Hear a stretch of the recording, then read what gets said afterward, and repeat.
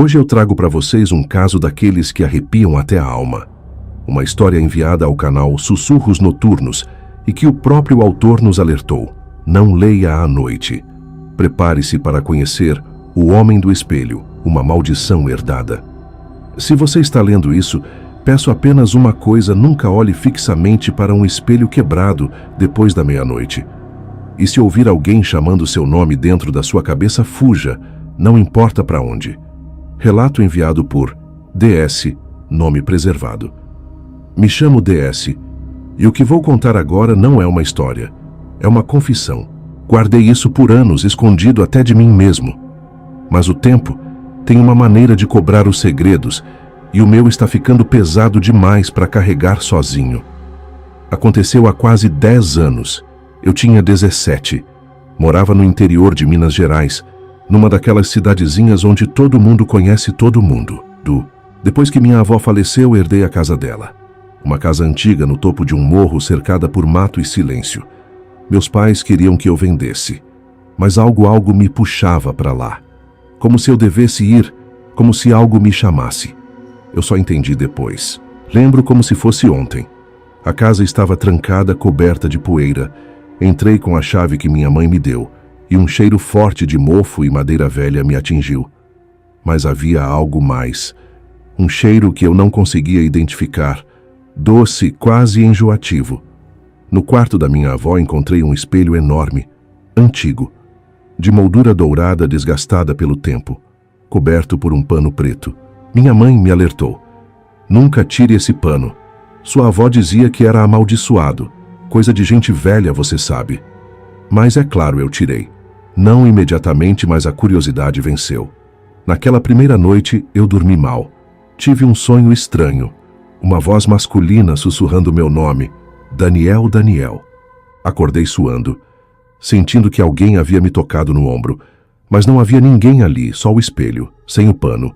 Eu tinha certeza que o havia coberto de novo antes de dormir. As coisas pioraram na semana seguinte. Comecei a ouvir sussurros. No início achei que fosse o vento, ou minha mente pregando peças, mas não era diferente. Os sussurros vinham do espelho. Na terceira noite, ouvi passos no corredor. Me levantei assustado com um pedaço de pau na mão. Mas quando abri a porta, nada. E o espelho estava embaçado, como se alguém tivesse respirado sobre ele. Eu decidi encarar. Me aproximei. Foi então que eu o vi pela primeira vez. Um homem parado atrás de mim, no reflexo. Alto, magro, com a pele pálida demais. O rosto, sem olhos. Apenas buracos fundos como cavernas. E a boca costurada. Fios pretos grossos atravessando seus lábios. Como se alguém quisesse mantê-lo calado. Me virei num pulo, ninguém. Mas quando olhei novamente para o espelho, ele ainda estava lá, sorrindo com os olhos ocos. Gritei. Joguei um lençol por cima. Mas não adiantou. Ele não sumia mais. Corri até minha mãe, desesperado. Quando ela me viu, empalideceu. Você viu ele, não foi? Quem, mãe? Ela respirou fundo, lágrimas nos olhos. O homem do espelho. Sua avó via também. Dizia que era uma maldição da família. Uma dívida não paga de muito, muito tempo atrás. Segundo ela, minha avó falava sozinha. Ficava horas diante do espelho, murmurando palavras numa língua que ninguém reconhecia. Nos últimos anos, ela começou a gritar com o reflexo. Morreu dormindo, mas sua expressão não era de paz. Era de terror.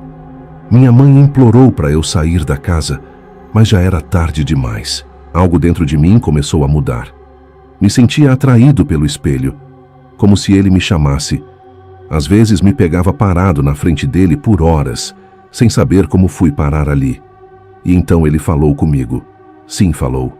Não com a boca, mas com a mente. Vamos jogar, Daniel. Quem é você? Perguntei, tremendo. Sou o reflexo esquecido, o eco da sua linhagem, o que nunca pode sair, a não ser que alguém entre no meu lugar. Comecei a ter sonhos com corredores. Corredores infinitos, cheios de espelhos. Em cada espelho, um rosto da minha família.